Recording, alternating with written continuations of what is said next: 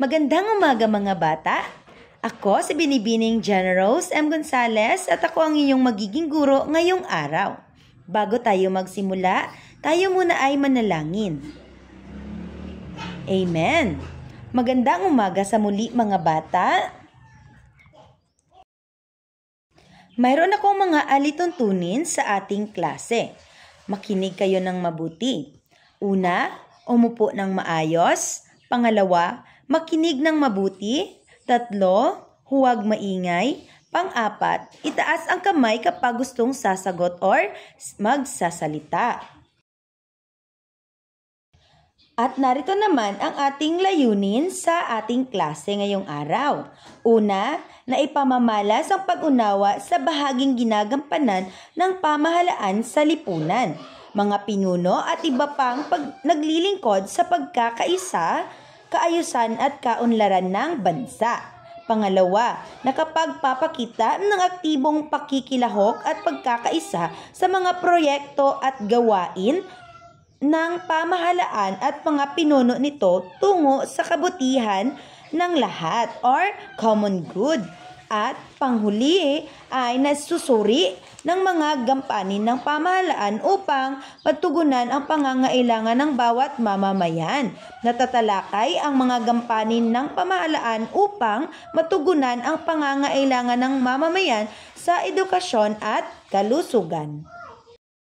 Bago tayo dumako sa susunod nating pag-aaralan, ano nga ulit ang ating pinag-aralan noong nakaraang linggo? Ana, tama, tungkol ito sa ating lipunan. Palakpakan ang iyong sarili dahil alam mo pa ang ating lesson noong nakaraang linggo. Ngayong araw ay tatalakayin natin ang tungkol sa mga gampanin ng pamahalaan sa pagtugon ng pangangailangan ng mga mamamayan. Ngayon, meron tayong gawain. Ang unang gawain natin ay ipapakita ninyo ang thumbs up emoji or ganito kung ito ang pangangailangan mo at thumbs down emoji naman kung hindi, ganito. Una, edukasyon. Tama, ito ay ating kailangan. Pangalawa, gamot. Tama, ito ay ating pangangailangan din. Ang susunod na larawan ay ang pasugalan. Pangangailangan ba natin ito? Mali. Hindi natin kailangan ang pasugalan.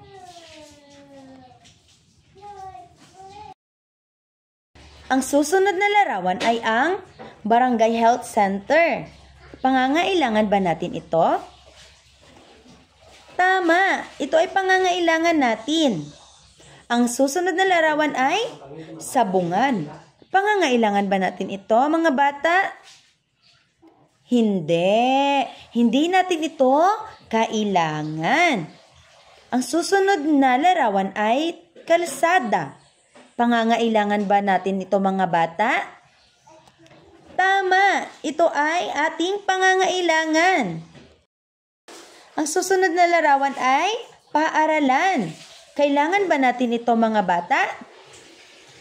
Tama, ito ay pangangailangan natin. Ang susunod ay tahanan. Pangangailangan ba natin ito? Mabuti at alam niyo pangangailangan natin ang tahanan. Sakit.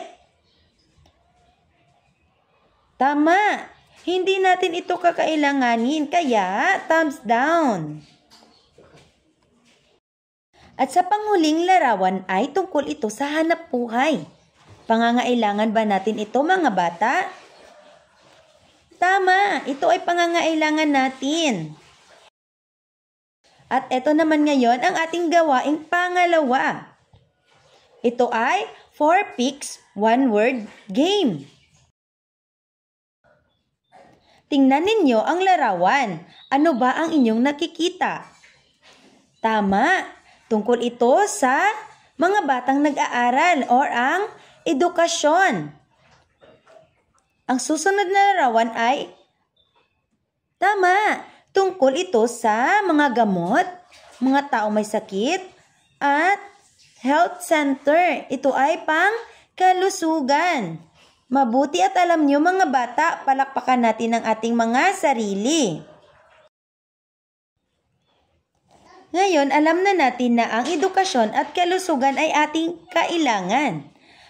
Para sa ating gawain, bubuuin ang graphic organizer mga gampanin ng pamahalaan sa pagtugon ng pangangailangan sa bawat mamamayan. Narito ang mga larawan tungkol sa edukasyon at ang kalusugan. Sa edukasyon, para sa ating gawaing pangalawa, hinati ko kayo sa dalawang pangkat.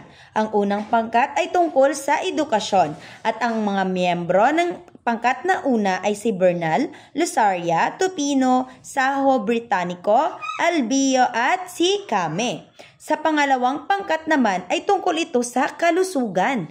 Ang mga miyembro naman sa pangkat pangalawa ay si Celestial, Somergido, Cruz, Kunday, Matunding, Andaya at Redondo.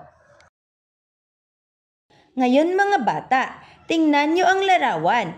Mayroon tayong palaro. Ito ay tungkol sa bingo game. May nakikita kayong mga larawan tungkol yan sa edukasyon, kalusugan at iba pa. Para sa ating instruction, ang unang pangkat ay ang gagawin nila ay ilalagay nila kung ano ang larawan na nagtutungkol sa napagpapatupad ng programang pang-edukasyon sa bansa. Nakikita ang tamang sagot sa linya sa linya ng B at tingnan ninyo ang larawan kung ano dyan ang tamang sagot. Sa pangkat una, meron tayong B, I, N, G, and O. Tingnan ninyo kung ano ang mga nakalagay dyan at piliin ninyo sa bingo card kung ano ang tamang sagot. Ngayon naman sa pangalawang pangkat, meron ding letter B, I, N, G, O, at meron ding paliwanag dyan kung paano nyo malalaman ang mga tamang sagot. Tingnan ninyo sa bingo card na nasa larawan. Ngayon, narito ang ating mga panuto. Ang ating pamahalaan ay may mga tungkulin para sa ikabubuti ng mga mamamayan para sa ating pangangailangan sa edukasyon at kalusugan, para mamuhay tayong may kaalaman at malusog. Bata man o matanda, mahirap man o mayaman, may mga kapansanan man o wala, lahat tayo ay may pangangailangan nito. Una, ang edukasyon. Ito ay Department of Education. Ang kalusugan naman ay Department of Health. Isinasagawa ito upang tiyakin na matugunan ang mga pangangailangan ng mga mamamayan. Sa pamamagitan ng mga ahensyang ito, mapapangalagaan ang kapakanan ng mga mamamayan. Meron bang katanungan mga bata? Mabuti naman at naintindihan nyo. Ngayon, ako ang magtatanong sa inyo. Ito ang aking katanungan. Bilang mag-aaral, paano mo mapapahalagahan ang ginawa ng mga namumuno upang matugunan ang pangangailangan natin? Mahusay mga bata! Ngayon, dadako tayo sa ating gawaing pang-tatlo. Basahin natin ang pahayag tungkol sa gampanin ng pamahalaan at tukuyin ang ahensya ng pamahalaan na nangangasiwa nito sa loob ng kahon. Isulat ang titik lamang ng tamang sagot sa kahon. Mayroon ditong sa A ay tungkol sa Department of Health or DOH at B naman ang Department of Education or DepEd. Sa unang katanungan, una is nagpapatayo ng paaralan. Alin ba diyaan ang tamang sagot? Pangalawa, nagbibigay ng libreng bakuna. Pangtatlo, nagbibigay ng libreng edukasyon sa mga bata. Pang-apat, gumagamot sa mga may sakit. Panglima, nagbibigay ng libreng gamot at tumutugon sa mga isyong pangkalusugan. Sa pangalawang gawain, suriin natin mabuti ang mga pangungusap. Iguhit ang bituin kung tama ang isinasaad nito at araw naman kung mali. Sa ika-6 nating katanungan ay tungkulin ng pamahalaan na pangangailagaan ang seguridad ng mga mamamayan. Pang-7, tungkulin ng pamahalaan na maging malusog ang mga mamamayan. Pang-8, ang mga namumuno sa pamahalaan ay dapat pagsilbihan ng mga mamamayan. Pang-9, ang pamahalaan ay isang simbolo lamang ng kapangyarihan at walang anumang gampanin sa sambayanan. At panghuli, pang-10, ang pagbibigay ng libreng edukasyon ay isa sa mga tungkulin ng pamahalaan. Ngayon, alam nyo ba mga bata kung ano ang ibig sabihin ng Department of Health at ano ang pangangailangan natin sa kanila? Or ano ang kailangan nilang gawin para sa ating mga mamamayan? Tama! Tungkol ito sa ating kalusugan.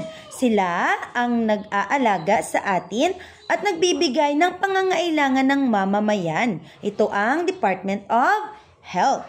Ngayon, dito naman sa Department of Education, ano ba ang pangangailangan natin sa kanila at ano ang binibigay nila sa atin na pangangailangan?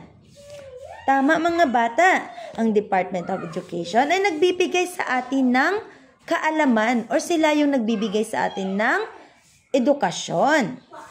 Ngayon, alam nyo na mga bata kung ano ang ating mga pinag-aralan ngayon. Palakpakan ang sarili. Bago tayo magtapos sa ating klase, isulat itong ating takdang aralin at ipasa sa susunod nating pagkikita. Paalam mga bata, maraming salamat!